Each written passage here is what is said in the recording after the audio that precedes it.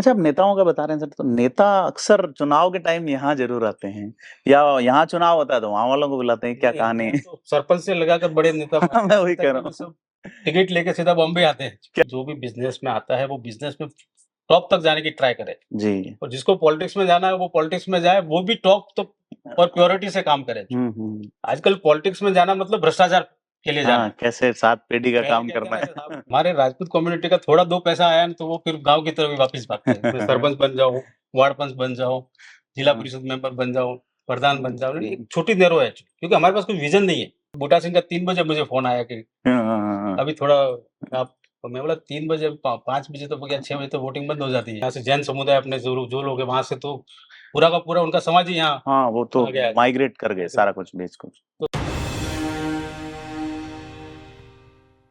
नमस्कार, मैं हूँ प्रदीप, आप थिंक 360 के साथ हैं और इन दिनों मुंबई में हैं, माया नगरी मुंबई।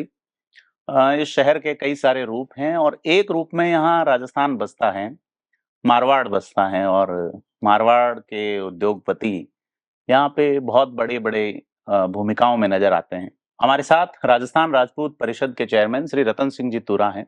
सर, बहुत स्वागत है आपका हमारे स्टूडियो पे। आज बात करेंगे अपन की थैंक यू, धन्यवाद। क्या आपका जो बिज़नेस है, उसको कितने साल से आप यहाँ रन कर रहे हैं? मैं 1978 बॉम्बे आया था। हुकम। मेरे मामू साहब यहाँ विराजते थे, जी। तो मैंने कुछ यहाँ पर एजुकेशन भी लिया। अच्छा, जैसे बॉम्बे 8वीं से एजुकेशन ली। 8वीं पास करके मैं यहाँ गया था। 9, 10th, 11th, 12th मैंने हुँ। बॉम्बे से किया, और फिर धीरे-धीरे हमने गवर्नमेंट कॉन्ट्रैक्ट का सर्विस स्टार्ट किया, और 5-6 साल के बाद में हमने बिज़नेस खुद का डेवलप कर लिया। अच्छा, आप जब यहाँ बिज़नेस में थे, तो कितने मारवाड़ी होंगे यहाँ बिज़नेस में उस वक़्त अच्छी पोज़ीशन पे? नहीं, अपने राजपूत तो कम ही लोग थे एक्चुअली, जी, बाकी तो सब अदर कास्ट तो काफ़ी लोग थे यहाँ पर। जी। फिर अब कितने लोग आ गए मतलब अभी तो क्या बहुत अंतर? है, राजपूत काफ़ी है एक्चुअली यहाँ तो पर। एक परंपरा रहती है वहाँ मारवाड़ की, जो लोग आते हैं, अपना काम शुरू करते हैं, फिर अपने ही लोगों को लाते हैं। एक अच्छी परंपरा है, जबकि व्यापार या कॉम्पिटिशन में नज़र नहीं आता। जी। तो उसकी क्या वजह है यहाँ कि आप एक-दूसरे के सपोर्ट से आगे बढ़ते हैं? नहीं, सबका अपना-अपना सेक्टर अलग रहता है एक्चुअली, जी, जी। और यहाँ महानगर पालिका में तो बहुत से ऑप्शन हैं। जैसे हाँ। एक महानगर पालिका का बजट ही 50,000 करोड़ का है। तो हुँ। ज़्यादा करके जो गवर्नमेंट कॉन्ट्रैक्टर है, 80 टू 90% म्युनिसिपैलिटी में अपने जालोर क्षेत्र से है। जालोर में भी रानीवाड़ा तहसील से मैक्सिमम कॉन्ट्रैक्टर है, हाँ, आने और वाला। अपना-अपना काम करते हैं, उसमें वैसा कोई कॉम्पिटिशन कॉम्पिटिशन नहीं है, दूसरा आपने बजट वाली बात बताई, राजस्थान में अभी बजट आया 3 लाख करोड़ के आसपास का बजट था शायद सरकार का और यहाँ 50,000 करोड़ एक नगर पालिका का है, महानगर जी। पालिका का। फिर अलग-अलग है, मीरा भाईंदर अलग है और वो यहाँ 10 महानगर पालिका है, बॉम्बे के देख आस-पास में 10 जी, महानगर पालिका। बॉम्बे शहर की आबादी अप्रॉक्सिमेट 2 करोड़ 40 लाख के आसपास है और राजस्थान की आबादी 8 करोड़ के आसपास है। तो आप देख सकते हैं कि राजस्थान में किस तरह की चीज़ें सर यहाँ अ, जिस तरीके से सोशल स्ट्रक्चर रहता है, अलग-अलग समाज राजस्थान में आजकल थोड़ा कास्टिज़्म ज़्यादा हो रहा है। संस्थाएँ आपकी भी हैं, लेकिन यहाँ कभी टकराव नज़र नहीं आता। नहीं, ऐसा कोई टकराव नहीं है, और बाकी के समाज वाले भी कोई प्रोग्राम होता है तो सबको बुलाते हैं। हाँ, वो चीज़ यहाँ देखी, उधर थोड़ा प्रवासियों का भी एक संगठन बना हुआ है, जो हर जी। साल एक बड़ा होली सम्मेलन होता है। हुँ, उसमें 40-50 हज़ार लोग आते हैं, जी। और राजस्थान के भी कोई बड़े-बड़े नेता भी यहाँ पर पधारे हैं। अच्छा, आप नेताओं का बता रहे हैं सर, तो नेता अक्सर चुनाव के टाइम यहाँ ज़रूर आते हैं या यहाँ चुनाव होता है तो वहाँ वालों को बुलाते हैं, क्या नहीं, कहानी यहाँ है? तो सरपंच से लगाकर बड़े नेता मैं वही तक कह के रहा भी हूँ, सब टिकट लेके सीधा बॉम्बे आते हैं। क्या कारण है उसमें? तो उनको फाइनेंशियल हेल्प और अच्छा, फाइनेंशियल हेल्प हेल्प करते के हैं। लिए, और प्रवासी काफ़ी यहाँ विराजते हैं। समझो अभी अपने सीएम साहब आए थे, तभी भी हमारी बात हुई थी कि हाँ, एक विधानसभा में कम से कम राजस्थान के 20-25 हज़ार लोग रह गए हुँ। बॉम्बे, यानी 200 विधानसभा है तो 40 से 50 लाख लोग यहाँ विराजते हैं सब, हाँ, राजस्थान के। जी, तो उनके लिए भी हमने सीएम साहब को कहा कि हमारे प्रवासियों के लिए भी एक ऐसा बोर्ड बनना चाहिए एग्ज़ैक्टली ये बड़ी कि भाई बात हम रही है। प्रवासी यहाँ रहते हैं, लेकिन हम आपको जो भी तन, मन, धन से आपको काम आते हैं, लेकिन हाँ, जब आप सरकार बनती है, तब हमारा कुछ काम पड़ता है तो हमारा प्रॉपर चैनल या प्रॉपर एक्सेस नहीं होता वहाँ पर जाने के लिए। हाँ, तो सीएम साहब ने खुद भी ये बात मानी, फिर वो अविनाश जी गहलोत साहब भी यहाँ पधारे थे। हाँ, सोशल वेलफेयर मिनिस्टर तो जो हैं, उनसे जी। भी ये बात हुई हमारी, तो कि हम ज़रूर इसके बारे में विचार करेंगे कि पूरा राजस्थान जो प्रवासी है, हुँ, उनके हुँ, लिए एक ऐसा बोर्ड का गठन किया जाए। हुकम। मैं आपको बता दूँ कि प्रवासी जो है वो सिर्फ़ मुंबई में नहीं है, सूरत में यही स्थिति है, हैदराबाद, चेन्नई, विशाखापट्टनम केरल में भी कई जगह पे हैं। तो बोर्ड की आप डिमांड जो कर रहे हैं वो उसका मुझे अनुभव ये हुआ था जब कोविड आया था। जी। किस तरह से प्रवासियों को दिक्कत आई, हालाँकि आप जैसे उद्योगपतियों ने और कुछ अच्छे राजनेताओं ने कोशिश करके लोगों की मदद की, लेकिन निश्चित तौर पे सरकार को एक एक ब्रिज बनाना चाहिए जिसमें डायलॉग कर सकें, जिसमें एक-दूसरे की मदद कर सकें। अच्छी बात क्योंकि गाँव में मंदिर भी बन रहा है तो आपके पास आते होंगे, गाँव में सरपंच बन रहा है तो भी आपके पास आते हैं। और वहाँ मैं जयपुर में बैठता हूँ, अक्सर देखता हूँ कि जब आप लोग वहाँ आते हैं तो नज़र नहीं आते वो लोग। हाँ, तो ये थोड़ी हमारी दुःख की बात है कि भई प्रवासियों के लिए कोई न कोई ऐसा बोर्ड बने, हुकुम, हुकुम। ताकि हम जाके उनके पास हमारा जैसे यहाँ से कोई इन्वेस्टमेंट राजस्थान में करना चाहता है, कोई हॉस्पिटल हाँ, बनाना चाहता है, कोई स्कूल बनाना चाहता है या बड़ी फैक्ट्री डालना चाहता है, उसे ही चक्कर काटने पड़ते तो हैं। वहाँ पर वो प्रॉपर रिस्पॉन्स नहीं मिलता है। हुकुम, हुकुम। तो हमारा ये डिमांड है कि भई ऐसा एक बोर्ड बने, जी, ताकि जी। कोई भी प्रवासी अगर राजस्थान में इन्वेस्टमेंट करना चाहता है या राजस्थान में कोई तरह का बिज़नेस डेवलप करना चाहता है, तो उसको वन विंडो होना चाहिए। हाँ, राजस्थान के लोग सभी जगह हैं, कलकत्ता में हैं, उधर बिहार में भी काफ़ी जो बिज़नेसमैन हैं, बड़े टाइकून्स जो हैं। एक बात तो है कि गाँव में अगर कुछ बनाना है तो फिर वही एसडीएम ऑफ़िस फाइल के लिए चक्कर काटो। तो भामाशाह वाली भूमिका जो है वो उसके लिए कुछ सरकार को मैकेनिज़्म करना चाहिए। क्या लगता है सर अगली पीढ़ी जो है बिज़नेस में, वो किस तरह एंटर कर रही है? आपके सन यूएस पढ़े हैं, बेटी यूके में पढ़ी हैं, तो बिज़नेस ट्रेडिशनल वे में चलेगा या नए वे में? नहीं, अब तो वो नए ऑप्शन ही उनके पास रहेंगे, हमारा तो ट्रेडिशनल चल गया, उनका तो आज जी, के आधुनिक युग के हिसाब से चलना पड़ेगा उनको। जी, जी। और बच्चे तो अभी रिसेंटली पास करके आए, अभी 6-8 महीने हुआ है, साल भर हुआ है। जी, जी। धीरे-धीरे बिज़नेस डेवलप करेंगे खुद का। सर किस तरह की दिक्कतें यहाँ आती होंगी आपको बिज़नेस में या दूसरी चीज़ों में? यहाँ पर्टिकुलर? नहीं, ऐसा तो पर्टिकुलर ऐसा कोई दिक्कत नहीं है, भई तो इतने सालों से है, तो हम तो यहाँ के अभी हुँ, हुँ। स्थायी हो गए एक्चुअली। तो जी, वो ऐसा कोई यहाँ राजस्थानियों के प्रति ऐसा कोई जी। तनाव वाला कोई माहौल नहीं रहता है कि ऐसा बिज़नेस में या किसी भी टाइप का तकलीफ हो, ऐसा लगता नहीं है यहाँ पर। हुँ। हमको तो ऐसा ही लगता है जैसे हम राजस्थान में ही हैं। हाँ, वो मैं मुझे भी लगा कि एक मिनी राजस्थान है यहाँ पे। मैं ये जानना चाहूँगा सर यहाँ के पॉलिटिशियन किस तरह से देखते हैं अपने को? आपने यहाँ का जब चुनाव होता है तो? नहीं, नहीं, एक तो भाईचारा रहता है, उसमें कोई ऐसा दिक्कत जैसी बात नहीं है। मतलब सपोर्ट के लिए आते हैं या यस, प्रचार हाँ, आते हैं। तो वोट अपना वहाँ या यहाँ कैसा रहता है? वोट तो यहाँ ही होता है हमारा तो ज़्यादा करके। अच्छा। जैसे यहाँ से जैन समुदाय अपने जो लोग हैं वहाँ से, तो पूरा का पूरा उनका समाज ही यहाँ हाँ, वो तो आ गया है। माइग्रेट कर गए सारा कुछ बेच को। तो सब शादी-ब्याह ये सब यहाँ पर ही होता है एक्चुअली। तो एक बड़ा वोटर है जो कि डिसाइडिंग है। अंतर कितना रहता है एक विधानसभा में 20-30 हज़ार का? उतने कम से कम डिसाइडिंग मारवाड़ी हर सीट पे हैं और मुंबई शहर में दर्जनों के आसपास विधानसभाएँ हैं। जी। खासा 30 से 36 विधानसभा है शायद। 36 ठीक है, तो यहाँ 6 विधानसभा पे 1 सांसद होता है, राजस्थान में 8 पे होता है। तो क्या सोचते हैं सर आप कि पॉलिटिक्स को लेके? कई प्रवासी पॉलिटिक्स में आते हैं। हमने 2009 में ये भी सुना था कि रतन सिंह जी जो है वो पॉलिटिक्स में आ रहे हैं। नहीं, ऐसा तो कुछ मैं नहीं है। जालोर था उस वक़्त, जालोर सीट हाँ, जनरल हुई एक थी। बार मैंने डिमांड किया था हुकम। लोकसभा के लिए, लेकिन जी, उसके बाद में फिर मुझे ड्रॉप कर दिया कि भई ये राजनीति में अपना काम नहीं है। जी। क्योंकि यहाँ इतना बड़ा बिज़नेस करते हैं, हुँ, हुँ। राजनीति एक अलग सेक्टर है, बिज़नेस अलग सेक्टर। बिज़नेस एक बार जमा हुआ, अगर आप राजनीति में गए तो वो बिज़नेस वापस सेटल नहीं हो सकता। जी, जी। तो उसके लिए मैंने ड्रॉप कर दिया कि नहीं, मुझे वहाँ जाते पॉलिटिक्स। ही हैं ना जैसे देवजी हाँ, पटेल बने। बहुत से लोग जाते हैं। बहुत से लोग, मैंने बताया, मैं तो कहता हूँ कि भई जिनके पास विज़न है, हुँ, उनको यहाँ बिज़नेस करना चाहिए। अपने मैं जैसे अगर राजपूतों की बात करूँ, तो राजपूत थोड़ा-सा भी पैसा कमाया ना, तो वो गाँव का सरपंच बनने के लिए, प्रधान बनने के भागते लिए, हैं। जिला प्रमुख, अरे वो जिला प्रमुख, प्रधान और ये सब चीज़ बहुत छोटी है, अगर आप हुँ। बिज़नेस व्यवस्थित डेवलप करते हो। जी, जी, हुकम। और दूसरा भी मैंने समाज के लोगों को ये कहा कि भई जो अपने समाज के लोग जिस भी पार्टी से टिकट लेके आते हैं, हुँ, तो उनको आप तन-मन से हेल्प कीजिए। जी। क्योंकि आजकल टिकट बड़ी मुश्किल से मिलता है, हाँ, ये बात है। और टिकट मिलने के बाद में अगर हम उसको हराने की कोशिश करेंगे तो ये गलत चीज़ है। बिल्कुल, हुकम। हमको कोशिश करना चाहिए, भले हमारा आपसी मनमुटाव हो, हाँ, लेकिन उस वो समय में हमको हजम के नीचे रख देना चाहिए। अभी तो हमारा कैंडिडेट आया है, उसको जिताना, कैसे जिताना उसकी प्लानिंग होनी चाहिए। जी। तो और हम ये चाहते हैं कि जैसे कायदा कानून यानी रूल्स कहाँ बनते हैं, हाँ, विधानसभा विधानसभा और एग्ज़ेक्युटिव। लोकसभा में बनते हैं। हाँ, और सरपंच हमारी तक। जो सोच है वो बहुत नैरो है कि हम लोग सरपंच, प्रधान और जिला प्रमुख तक ही सोचते हैं। हाँ, हाँ, हाँ। लॉ तो आप विधानसभा दूसरी में होता जाति है। को देखिए, आज देश आज़ाद होने के बाद में वो सत्ता में नहीं थे, लेकिन आज सत्ता पे सब वो लोग काबिज़ हो रहे हैं हाँ, बिल्कुल। और हम पिछड़ रहे हैं। उसका कारण ये है कि हमारा कुछ ईगो भी है उसमें प्रॉब्लम। हुँ, उस ईगो को खत्म करके हम सब समाज के जाजम पे एक होकर सभी समाजों को साथ लेके चलना पड़ेगा। जी। नहीं 2009 पे लौटना चाहूँगा जब आप टिकट माँग रहे थे। उस वक़्त वो लोग जो चंदा लेने आते थे वो साथ में रहे कि अलग हो गए? साथ में थे वो लोग, एक्चुअली साथ में थे। जी।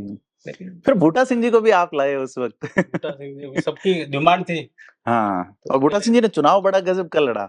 हाँ, कई लोग गर्मी के कारण वोट देने नहीं गए, बाकी तो 2-3% का वोट कास्टिंग। और बूटा सिंह का 3 बजे मुझे फ़ोन आया कि हाँ, हाँ, हाँ। अभी थोड़ा आप, तो मैं बोला 3 बजे, 5 बजे तो क्या 6 बजे तो वोटिंग बंद हो जाती है। हाँ, उस वक़्त इतने साधन भी नहीं थे। हाँ, तो मतलब बूटा सिंह सेकंड नंबर रहे।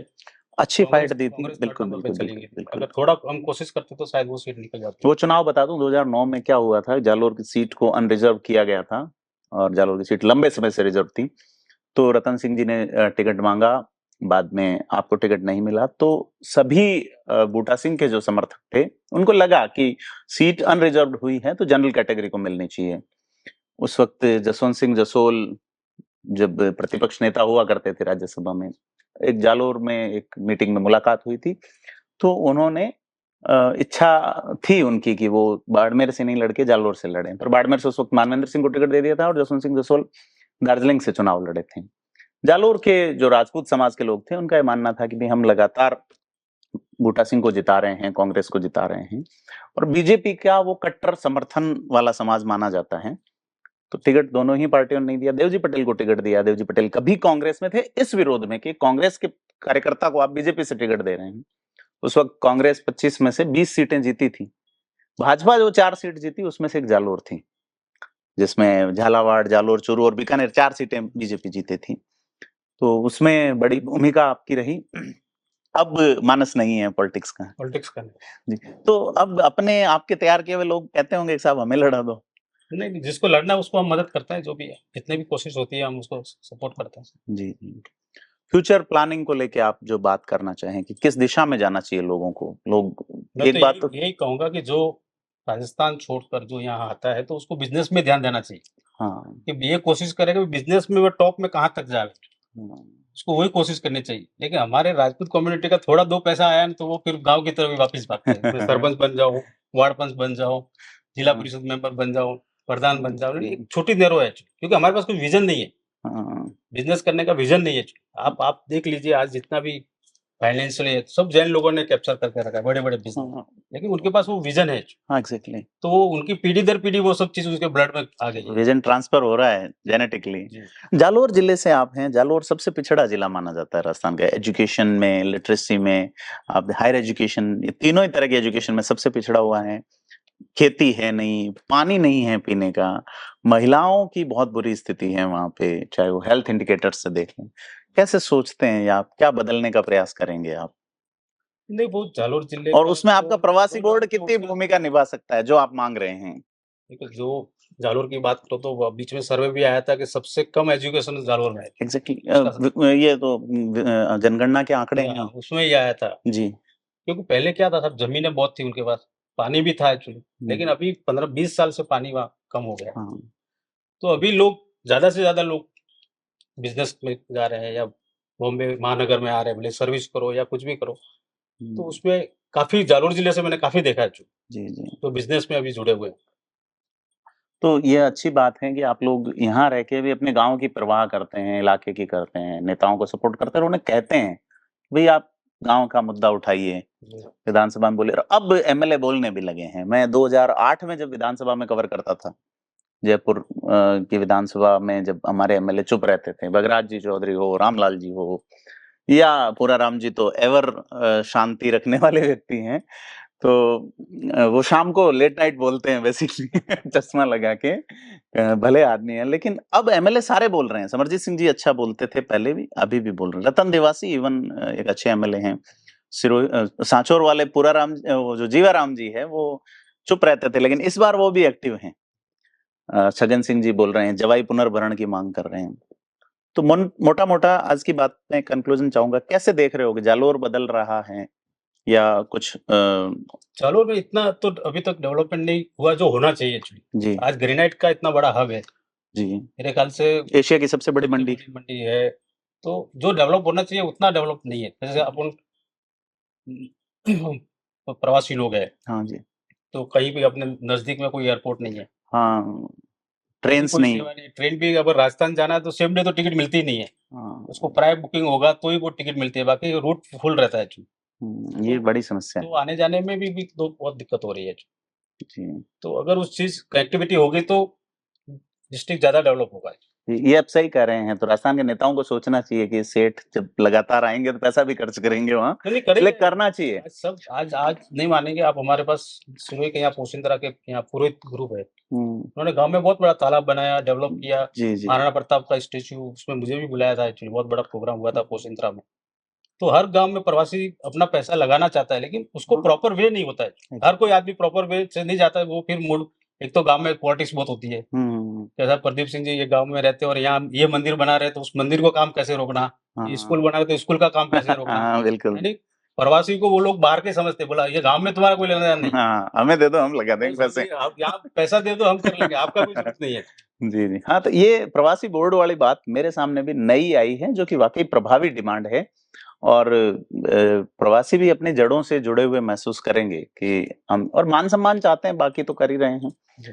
तो रतन सिंह जी आप और कोई बात बताना चाहें, जो हमारे दर्शकों के काम की हो? बस मेरा तो यही निवेदन है आपकी, जो भी बिज़नेस में आता है, वो बिज़नेस में टॉप तक जाने की ट्राई करे जी। और जिसको पॉलिटिक्स में जाना है, वो पॉलिटिक्स में जाए, वो भी टॉप तो और प्योरिटी से काम करे। हुँ, हुँ। आजकल पॉलिटिक्स में जाना मतलब भ्रष्टाचार के लिए जाना हाँ, है। कैसे 7 पीढ़ी का पहले काम कहते हैं करना ना, जैसे आप है। पहले कहते थे कि नौकरी है वो नीच होती थी। नीच नौकरी, मध्यम बान, मध्यम व्यापार था और उच्च खेती। कुछ खेती थी, लेकिन जी। खेती में भी आज की तारीख में सरकार ऐसी कोई, जैसे हम लोग को ऑर्गेनिक खेती करनी चाहिए। हाँ, आज जो खेती हो रही है वो पेस्टिसाइड्स की हाँ, वजह से लोगों खराब के हो रही है। बीमारियाँ बहुत आ रही है, जैसे कैंसर, कैंसर ऐसी एग्ज़ैक्टली। बहुत सी बीमारी आ रही है। ऑर्गेनिक खेती करनी चाहिए। अभी बहुत से गौशाला चला रहे हैं, हाँ, लेकिन गौशाला से हमारा काम सक्सेस नहीं हो रहा है कि हम जो गो पालन करना चाहिए, हमको अच्छी नस्ल की गाय मिलनी चाहिए।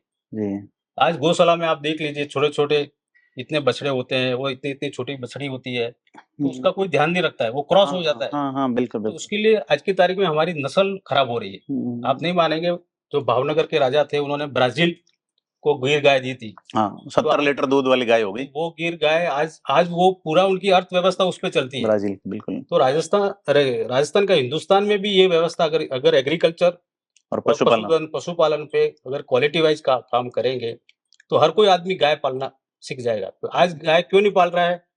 क्योंकि वो दूध कम देते हैं। हुँ, हुँ, हुँ। दूध कम देगी, आप खाने को उसको कुछ दे ही नहीं रहे हैं। जी, जब उसको जी। खुराक नहीं मिलेगा तो दूध कहाँ से देगी? दूसरा क्रॉस ब्रीडिंग वाली बात भी आप कह रहे हैं, जो कि साइंटिफिकली प्रूव चीज़ है जी। कि आप नस्ल पे अगर ध्यान नहीं देंगे, क्रॉस ब्रीड हो जाएगी चीज़ तो और खराब होगी। तो काफ़ी अच्छी जानकारी आपने दी और काफ़ी अच्छे भाव हैं कि एक व्यक्ति जो सैकड़ों किलोमीटर दूर अपने गाँव से बैठे हैं, गाँव के बारे में सोचते हैं, चिंता करते हैं। हमें समय दिया इसके लिए बहुत धन्यवाद। धन्यवाद आपका।